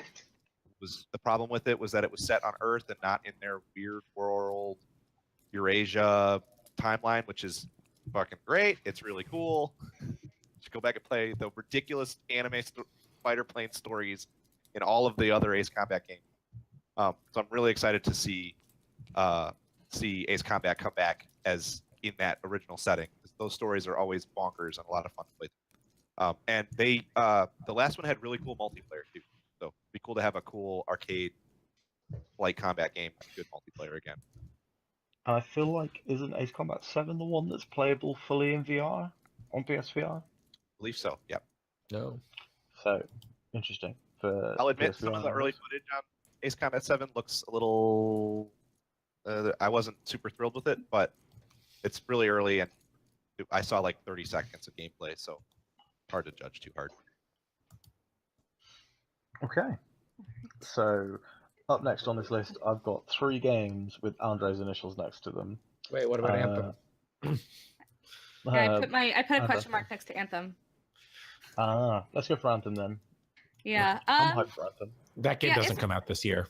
Yeah, 100%. It won't. I don't think it will. Yeah, either. probably not. I'm mixed feelings on Anthem. I have no idea if it'll be good. Well, I mean, it feels like it's going to be a definite different game for BioWare, and that could be good. That could be bad. I really have no idea. I'm just historically really love BioWare games, so I want it to be successful, just so that they don't shutter BioWare completely. My big I'm worry in- for that I'm game. into what they've shown, but it's EA. Yeah, so who that's knows exactly what it. who knows what they're not showing? Yeah, Right. Yeah. my They can biggest be worry sure. about that game is how EA it gets. Yeah. Yeah. I mean, I like Iron Man, I like Destiny, I like BioWare. I'm conceptually very down for it, but Yep. I feel like it's going to be that game that looks great until it comes out. One thing is certain: they have this game is like the make or break game for them. I think if this game doesn't do well and isn't received well, it's going to be really hard for them to recover. And I would posit if this game doesn't do well, you'll see them announce a Knights of the Old Republic game. Last ditch. If Anthem doesn't Maybe. work. Yeah. I mean, I'd really like them to announce a Knights of the Old Republic game, so I kind of hope Yeah, for but that. But I don't think it'll be very good if they do. That unfortunately, would be based on Mass that'd be Effect. going back on Yeah. their single player games aren't where we're focusing or whatever it is. So Yep, agreed. Yeah. that wouldn't Maybe jive they with just what they're port the saying. Old But Republic to consoles.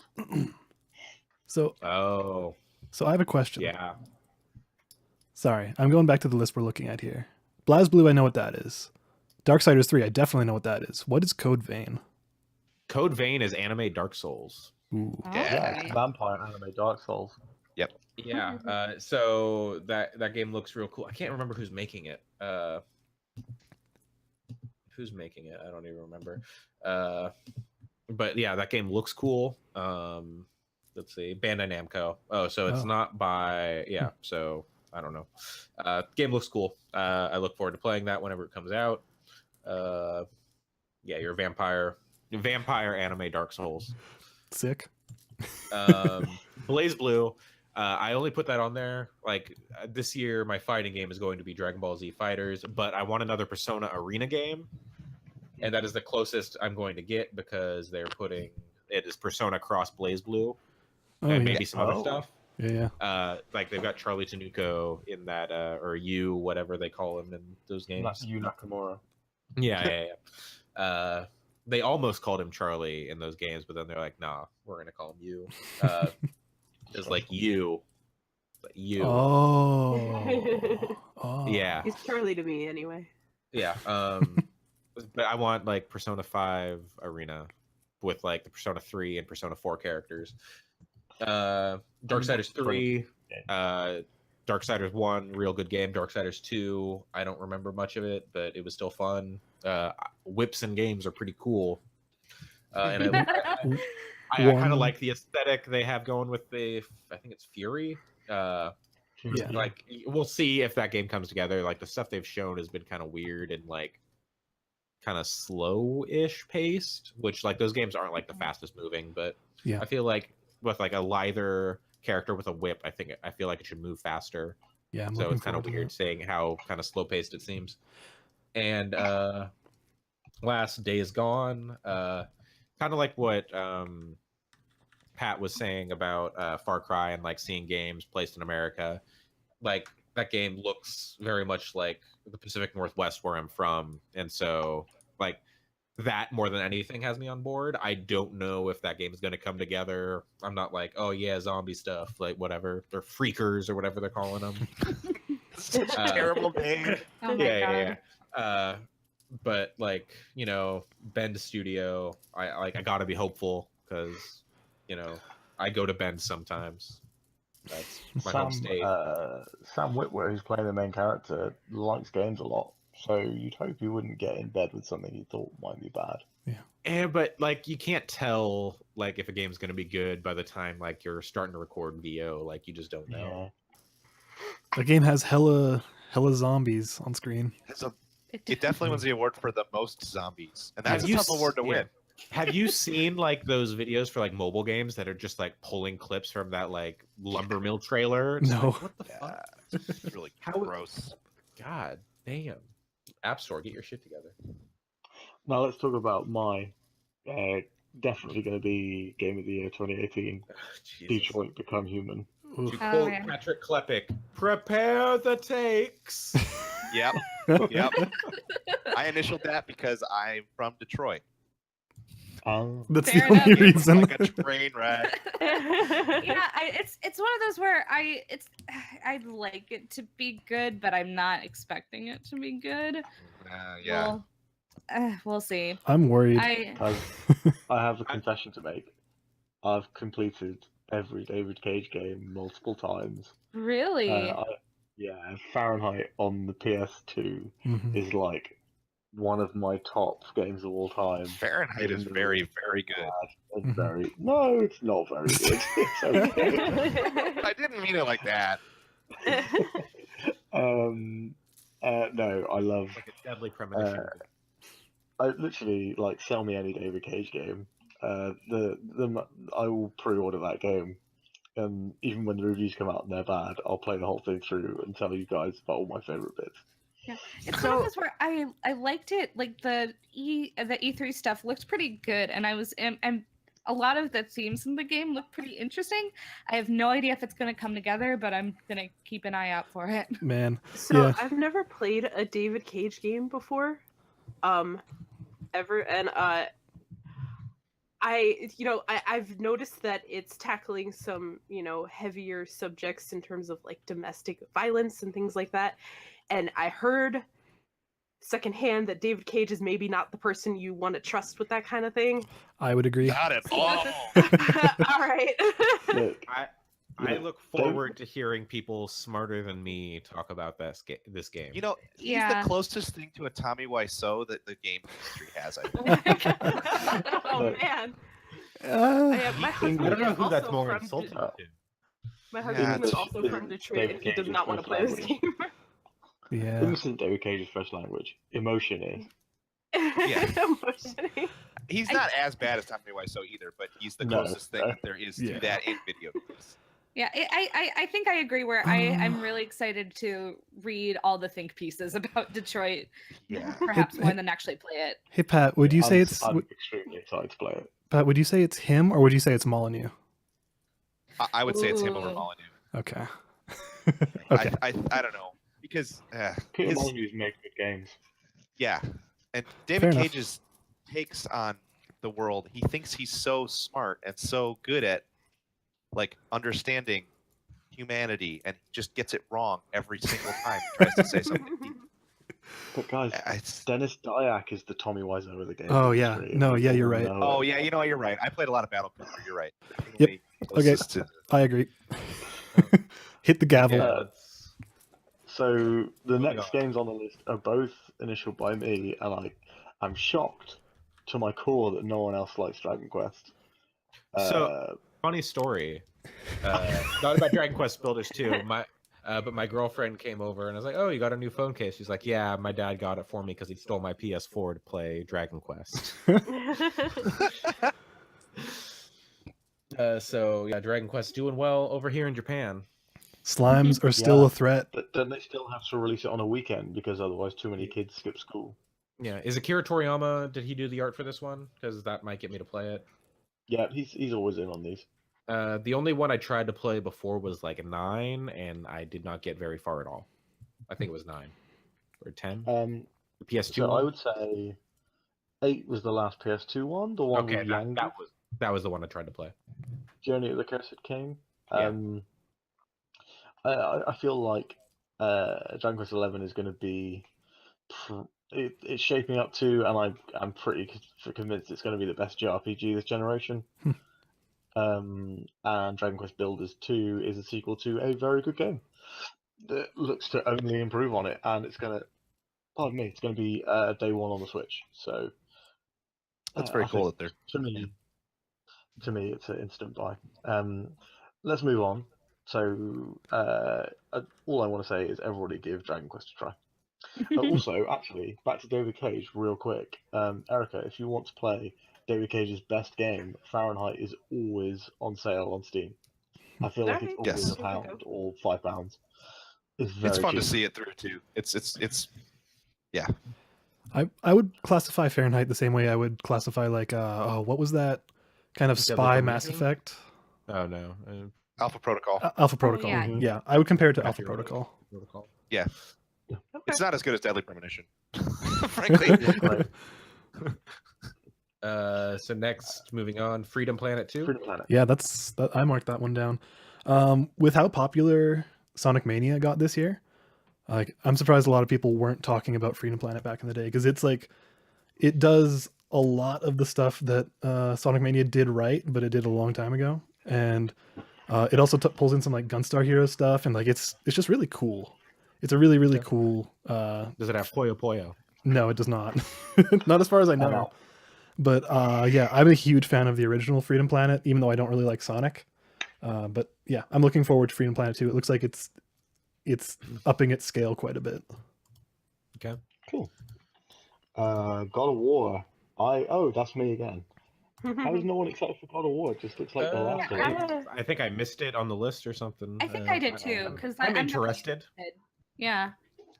I think that's the day one buy for me. Looks like a really story heavy, very cinematic game. Yeah. And as we talked about David Cage games, story heavy cinematic games are my jam. And yeah, it just kind of looks a lot like The Last of Us to me. Yeah. Like looking at it. So I only ever I'm played God of War 2, but I do have that. I do have an interest in various mythologies. Like that was like one of my childhood things. So I'm very intrigued by this one. Yeah. The problem with God of War to me has always been, like, as someone who has a very deep interest in mythology as well, is like God of War just like says like, we read a third of a chapter of a textbook about this mythology, Yeah, and then they decided never. we'd run it into the ground. Yeah, and I only played 2, and it never really, got Is- that deep into it, which I Yeah. would have liked, but hopefully it looks like they are taking a little bit more of a serious approach to this new God of War. yeah. Yeah. Hopefully it'll be a little bit more respectful to the Norse mythology that they're taking on for this one, but it looked pretty nifty from the gameplay and stuff that they showed off at E3 and everything. Yeah. So Is Yeah. is David Jaffe involved at all with this one? I don't think so. He's Oh, too so busy yelling about Drawn to Death. Yeah. Yeah. Then I think this game probably has a decent chance of being respectful then. Yeah, I Uh, mean, Yeah. my biggest issue with God of War has always been not its treatment of mythology. That's a very centric thing, so I wouldn't knock it too hard for that, because plenty of media does that. mhm. It's more the way it's just Kratos to me has always seemed like the definition of one-dimensional, and I always thought they were fun, but not better than like Platinum games or anything. So like, I don't know. It just never really clicked for me. He just seemed like an angry man that killed everything in his path, and there wasn't like any depth there. but yo, his body tattoos were the ashes of his family. Whoa. Yeah, I know. Yeah, but the new one seems like it is going to have a lot more emotional depth, which Yeah. is No, I agree. could be good. Could be I'm good. I am also looking forward to that game. I'd be remiss if I didn't mention that my other half is extraordinarily excited for that game as well. Like she's psyched. She's just like, this looks like the best thing. This is exactly what I want. Blah blah blah. And yeah, I'm looking forward to how they treat Norse stuff, because Norse mythology can go places. Though I'm interested in like the thing that is most memorable about the God of War games for me is the crazy scale of like climbing mountain-sized gods. Like I wonder how Yeah, they're going to do that was that with the Norse mythology. I'm I think in terms of characterization, like the Kratos we've been shown in the trailers reminds me loads of Rust from Horizon. mhm. So like your adopted dad in Horizon. That for me, and like it seems like they're going for that sort of world weary dad, and I'm kind of down with that. I look forward to seeing how it is tied into the previous games. What sort of like backbending logic and story stuff they use to like connect it to why is Kratos in Norway, or where Scandinavia dealing with Norse mythology stuff. Totally. Yeah, that's I mean, kind of Norway what. and Greece aren't that far apart. No, but why is he there? Why well, after the events of God of War 3, what has happened to Kratos? That is what I look forward to hearing about and learning if it's in there. Cool. Kentucky Route Zero. Yeah. I want to Next up play is- this game. Is it done yet? Have they finished it? Is this the finished version? So it is done, as far as I understand, and the TV version is the finished version ported to console. Okay. Hell yeah. How there has never been a video game to me that has been a better. I'm going to drink a glass of whiskey and sit on the couch and play this game for an hour than Kentucky Route Zero. Yeah, I've been wanting to play it since it first launched, but I was wanting to wait until it was completed and have not had that yet. A friend forced me to play the first part at their house when it first came out. I was like, I love everything about this, and then I completely forgot about it until I saw it on this list. Same deal for me. I never finished it, but it is haunting and beautiful and wonderful and weird and super, super cool. Yeah. The next game on the list, I think it's a typo, because it says Kingdom Hearts 3, but that game. You shut your mouth. No, that game. I don't know when it's gonna come out. You can't see me, but I'm here. Okay. I thought that was a manga. I'll believe you. Kingdom Hearts 3. Those games. I don't think it's gonna fix the main problems that I have with the previous games.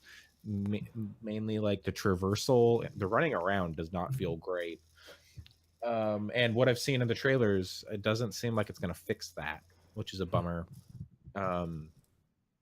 Yeah, so I don't know. I hope that game is better than the previous ones, but the running around does not seem like it'll be great.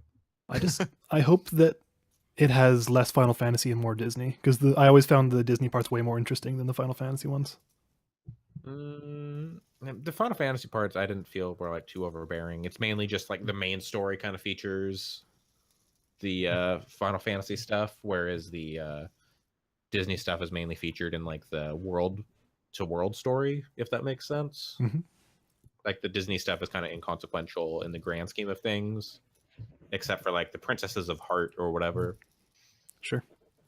What is Project Octopath Traveler? Sorry. Oh, There's a demo for it on the Switch. It's like a super. It's like a 16-bit ish RPG for the Switch. Who's making it? Is it Square? Is it like that JRPG Factory that they have? yeah, I believe it is. Yeah. Oh wait, is it the? Oh, Yep. it's this one. Oh, okay. Yeah. It was the one that had like that really arbitrary title for a long time.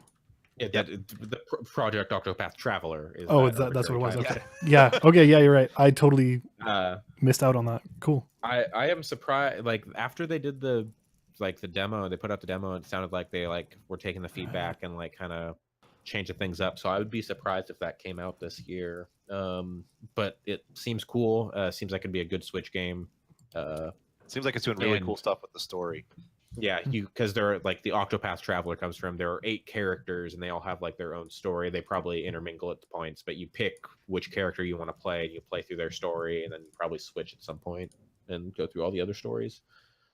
Cool. So play that demo, I guess. Yeah, It's cool. I'll give that a shot. Yeah, I need to actually play that demo, but it looks really neat, and I'm hoping it comes out this year. Yep. Okay, that was the 2 point, like the HD pixel art or whatever they called it, right? Yep. Okay. Yeah. Yeah, Okay. 2D HD. Right. Yeah. Right. I got it. Now I remember which game that is. That's awesome. All right. Wow. Red Dead 2. Sam is muted. I think he said his headset had died, so he might not actually be able to hear us right now. Okay. Want to come back to that? Or he. Yeah. All right. Yeah. I mean, we don't even have to come back to it. Like, whatever. It's Red Dead. Who cares? Hi, Sam. Oh. Maybe. Can't hear you. Sam? Yeah, we can't hear you yet. I'll be right back. Okay. How about now? Yes. there Oh, you go. yay. We got you. All right. Excellent. Red Dead is Red Dead, so we should all be excited about it. I see. I'll be in. Sorry, go ahead. I was gonna say I'll be interested to see if it's another Rockstar game because I think like GTA 5 was to me kind of as someone who's really loved everything Rockstar's done, pretty much it's like the culmination of that. I don't think I want to play another like open world Rockstar game. Like I really hope Red Dead does something to turn it on its head a little bit, like introduce like I don't know what the answer for that is, but I really, really like GTA 5, and Yeah, me too. I'm ready for more of that. To be honest. Okay. Yeah, and also I think the online's going to be good. It'd be nice to get in on the ground floor of that. Yeah, I mean GTA Online is like the biggest thing ever apparently. So.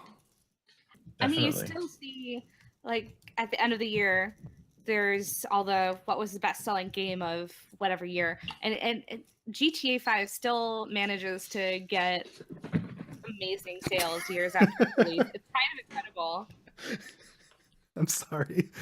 Did anyone else catch that? The cat's running Yeah. fast. We can't hear you, Erica. Just so you know. Oh yeah, we can't hear you, but just your cat was so loud. Okay, I'm back. Anyways, I think. sorry about that. Yeah.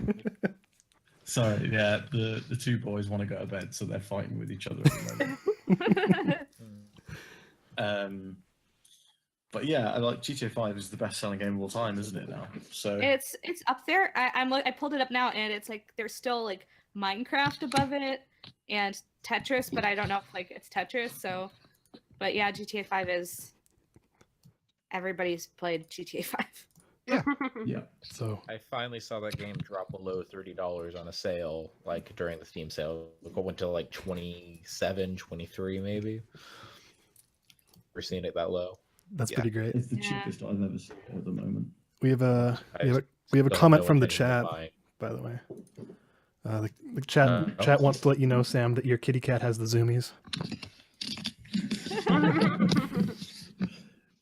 They're both having a great time, but the little one is running around very, very fast, chasing the big one around. Lovely. So So next we have Shenmue 3. That's Yep. not a real game. Isn't that a Yakuza game? Look, It's a Shenmue prequel 1 is to very Yakuza. good. Shenmue 1 and 2 are very good.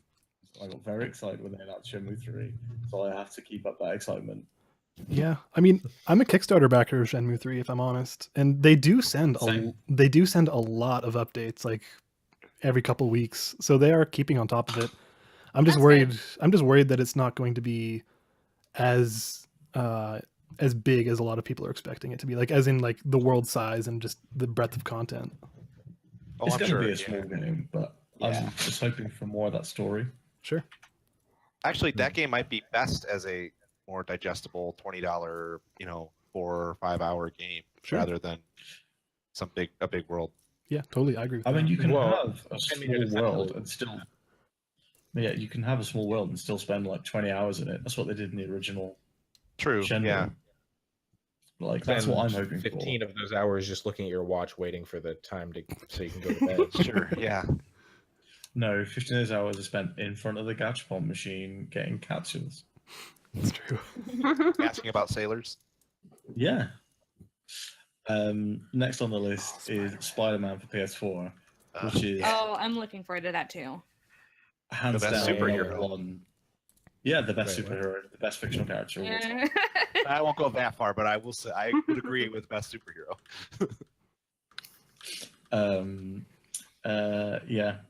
Spider-Man is like my number one fictional character of all time.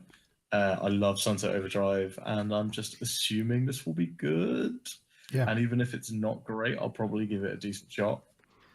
Like, yeah, because man, if it's anything like Spider-Man 2 and Spider-Man 3, no one talks about it though because that movie's real bad. But if it's anything like those games, it'll be pretty cool.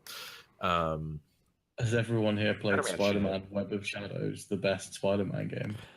No. I don't think it's my favorite, but it's a good game for sure. Yeah. Because it's the only one with a unique storyline, not tying into a movie. Well, And Ultimate it's Spider-Man kinda didn't. I don't think Ultimate. You would know better than me if it ties into a specific comic book arc, but Ultimate Yeah, Spider-Man wasn't released around it. it does tie into the Venom arc from Ultimate Spider-Man. Okay, Right. gotcha. But I wouldn't count that as a firm tie in any way. I mean, like, Ultimate Spider-Man's good, but I don't know, there's too many chase levels that didn't grab me. I think it was my favorite, but just because I like the style so much. The art style's really good. But Web of Shadows is my favorite, definitely. And it has 2 storylines where you can go evil or not evil. It's great. Was that the one? Was it, or which was the one where you could play as like the different eras of Spider-Man? So that's Shattered Dimensions. Yes, right. And that's bad. Yeah, I was gonna say I didn't love that one. I feel That like was all the the one- Beanox ones are bad. That was the one. Yeah, I get my time up. Look it up. Anyways, yeah, Insomniac Games rules. Hopefully, Spider-Man rocks. Yeah. Here's basically. hoping. I think that's probably, like, all jokes aside about Detroit Become Human, that is my number one most look forward to game, and has been ever since announced. Sure. So I'm just hoping it comes out, and it's good. Okay. Couple more games left. Anyone want to talk about The Wolf Among Us? Yeah, so of all the Telltale games, my personal favorite is the first season of The Wolf Among Us. I really loved it. I loved the story. I haven't read all of Fables, the comics that it was based off of, but I read it enough of it so that I do like that. I love the aesthetic. I like the characters. So I'm really just excited to have more of that. And so I'm hoping that season 2 will be good after such a long wait. Cool. Okay. Tropico. Who loves Tropico here? I love Tropico. I do love too. Tropico. I don't know if I want another Tropico, but I love Tropico. I didn't think, like, I wasn't very excited about it, but then I saw what they're adding to it, and some of the things look really cool. Like, they're adding campaign speeches to it, which I thought was weird. Interesting. Yeah, they're adding they're adding bridges so you can make like big archipelagos and branch out a lot That's further. Yeah. I think those are really the big ones, but I'm excited for another Tropico soundtrack mostly. Those games are Soundtrack's perfect. Like, good. those games go on Steam sale for like $20 2 years after they come out, and I always get the last one when that happens because they're great for that. And then I lose a weekend to them. Yeah, I never played too much of 5, but I played so much of 4. So I'm 5 is really really good. I actually need to play more of 5 because I loved 4 so much. It's a really and- pretty game, actually. I love the way that it looks when you get a Yeah. city going. Yeah, and I don't play a ton of city builder type games, but I just love the character that those games have of you being the dictator. I think it works really well. El Presidente. They're very funny. I really enjoy them. So I'm hoping that Tropico 6 will be good. Cool. Right. And do you want to also speak to the untitled Ace Attorney game? Yeah, I don't think there's anything out there, but I just love Ace Attorney. So I love Ace Attorney, and having it on Switch sounds amazing. So hopefully that'll come out this year, but I don't think we have any information about it yet. We might get some in the next month if they do a direct, because Amazon put all those games up, like untitled Switch games. So maybe we'll hear about. Love to have one of those on Hopefully. Switch. Fire Emblem and Yoshi coming up here. Yeah. Apparently, the January direct is on the 11th, so we should be able to talk about it next week. Ooh. Oh, exciting. It is. It's not been announced. next time we, that's what convene. everyone thinks it's going to be about. Yeah. Yeah. Where's Smash? Back where it belongs on the GameCube and Wii U, 'cause it's a trash game. Whoa! Shots fired. Wow. What Valkyria Chronicles 4? Speaking of trash games. Whoa! Oh no. Oh, dear. I don't really know anything about Valkyria Chronicles 4 except the fact that I like Valkyria Chronicles 1 and 2 a lot. That's pretty much it. Yeah. We're getting pretty far out into the weeds in terms of releases here, I guess. Right. What is? Who wants to talk Yeah. about Vampire, a game that I actually know quite a bit about or seen videos of. Looks so cool. Yeah, I didn't actually hear what the full pitch was until like last week, I guess. But like, I really like Life is Strange, so I look forward to seeing what that team does next. And that sounds like a cool setting and like idea for a game. That's that new just- Don't Nod game? Yeah, it is. Yeah, Oh, you're like cool. a vampire Okay, doctor right. or something. Right. Remember Me, and then Life is Strange, and I was doing Vampire. Cool. It's hard. Yeah. I don't know. I don't think I know enough about the game really, but one of my favorite games is Vampire the Masquerade Bloodlines.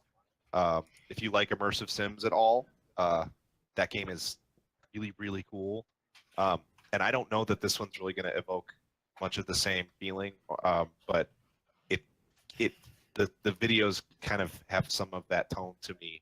I don't know that it's going to have the same immersive sim components that Bloodlines has, but you know, vampire action RPG, it's the closest that anyone's done since then. So cool.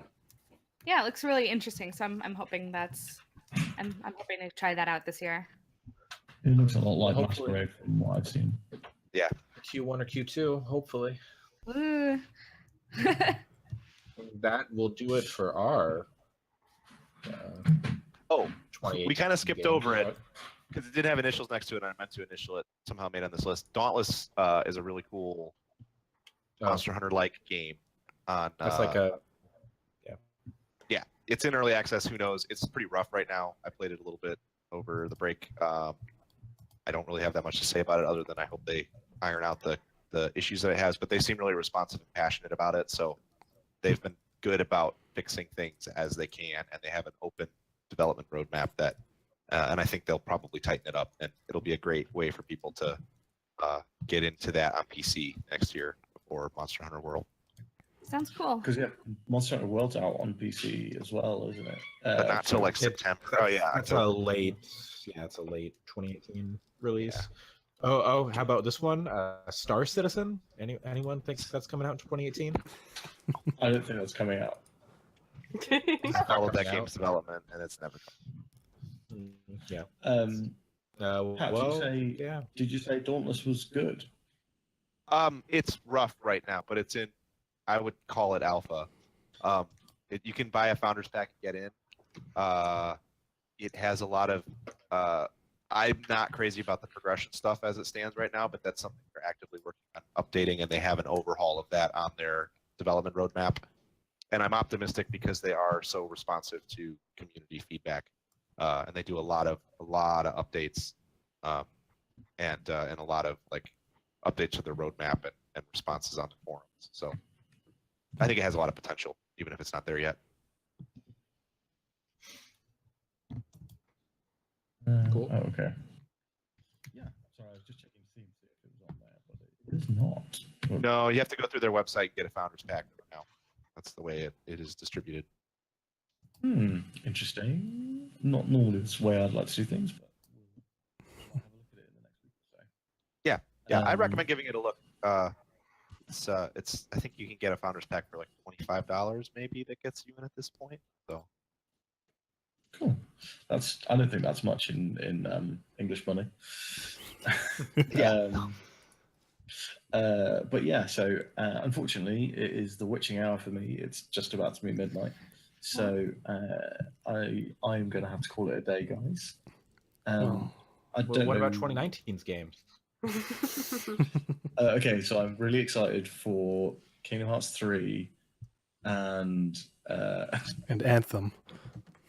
Red Dead Redemption 2. I'm just saying, basically all of these games are definitely going to slip. Yakuza 2. Yakuza Kiwami 2, yeah. I would like to put a bet right now on saying that Red Dead Redemption 2 comes out in the first week of May. I'm just going to say it. This year, first week of May. I think it's going to happen. maybe. I don't know. Maybe. They can kind of put it out whenever they want. So No, I think you know what? Good point. They don't have the bends. How are they going to close it out? True. It's a very good point. Game That's is why never it didn't going come to out in October. Yeah. If they had the bends, it would have come out last May. Yeah. Oh, maybe. Speaking of getting the bends, I think it might be time for me to finish up this podcast, unless anyone has any objections. I think we went through that list and a lot of good games hopefully this year. Excellent. And next weekend, maybe we can talk about the Nintendo Direct. Sounds Also good. fingers. Yeah. Fingers crossed. Is anyone here not a Switch owner? Just out of curiosity. Oh, looks like we're all right. heavily invested. Excellent. Well, that leaves us done, I guess, for the Untitled podcast from your friends on Facebook and other parts. I have been Sam, and you can find me on Twitter if you'd like to at SGCH. The same on Instagram, and I post pictures of my cats if you like cats. And I'd also like to say thank you to Alex for doing the technical stuff. Hey, no problem. We have a website And where now. can people? Oh, For people can find us. Yeah, for the moment, it is unofficially unofficial.tk. That might change if we decide to change the name, but you will be able to find our previous episodes, and I'm working on being able to subscribe to feeds from there. So Excellent. And Alex, is there anywhere that people can find you on the internet that you'd like to give out today? you can Google me. I don't really use Twitter. I have Facebook, so if you're on the Facebook Giant Bomb group, you've probably seen me there. Yeah, you can find me on Peach. Peach.cool. Yeah. Alison, how about yourself? Anywhere anyone can find you? Yeah, you can find me on Twitter at WRITERSERENYTY. It spells Writer Serenity. So, yeah, but it's you can find me there. Excellent. Thanks for coming on along today, and thanks to everybody. Actually, I can't thank everyone individually. It'll take forever. Andre as well. Anywhere that anyone can find you? You can find me on Twitter at Coolslaw, COOLSL4W. Like coleslaw, but cool, and leet with 4. And Cray_Dre, CRAY_DRE. And you can see pictures of me living in Japan, follow me along with all my middle school students who like to follow me. Aw. Guys, I'm really upset for everyone else who has to give out their online handles after Andre, because those were like tip top on a scale that I was just not prepared for. But up next it's Erica. Handle Your gamer handles. But a lot of comments on those. I'm sorry, that was me? I can't hear. It is you, yeah. Okay. Oh, hi. Yeah, I'm on Twitter at Erica, but it's spelled AIREHCUH. And I'm also streaming on Twitch pretty much every night on my husband's Twitch account, which is Zupa Dupa, spelled XUPAHDUPAH. We're doing Yakuza 0 right now. And yeah, you can find me at either of those spots. Yeah, work on your SEO. I know, right? Like, gonna spell everything. And last but not least, Pat, why don't you take us home? Yeah, so you can find me on Twitter and on Twitch at JesterPC, spelled like it sounds. I'm going to try to get back to streaming some more on Twitch over the next couple months, so might even be up on playing some Wildlands later tonight. So. Awesome. I won't be up. I will be asleep because I'm getting up for work in 6 hours. Thanks everyone for calling in today, and thanks everyone for listening. We don't have anything else to say because we're not sponsored or cool or anything like that. But listen to us next week. Listen to us next week. Thanks to Licensed Music Track for letting us license their music track. Do we have a music track? I'll just put like an Applebee's commercial or something. Yeah. Awesome. David Cage for everything he's done for video games. Oh God, no, I can't. I won't be back. Okay, see everyone next week, especially Pat. See you. See you next week. So long. Bye. Bye. Have a good one. Bye. Bye.